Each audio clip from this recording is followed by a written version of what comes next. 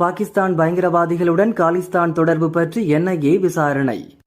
பெஹல்காம் பயங்கரவாத தாக்குதலுக்கு பாகிஸ்தானில் இருந்து செயல்படும் லஷ்கர் இ தொய்பாவின் பினாமி அமைப்பான ரெசிஸ்டன்ட் ஃப்ரண்ட் தானாகவே முன்வந்து பொறுப்பேற்றது. ஆனால் லஷ்கர் இ தொய்பா, ஜெய்ஷ் இ முகமது ஆகிய பல்வேறு அமைப்புகளுடன் பாகிஸ்தான் ராணுவம் ISI இணைந்து இந்த சதி செயலை செய்தது விசாரணையில் அம்பலமானது. படுகொலையின் பின்னணியில் உள்ள பயங்கரவாதி பாகிஸ்தான் ராணுவ சிறப்பு படையின் முன்னாள் பாரா கமாண்டோ என்பதும் உறுதியானது.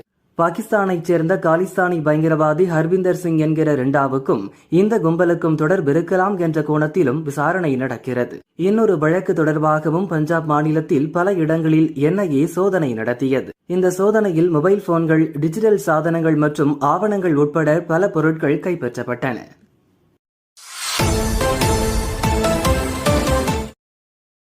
பஹல்காம் தாக்குதலுக்கு பின் அமைச்சர்களுக்கு மோடி விதித்த கட்டுப்பாடு.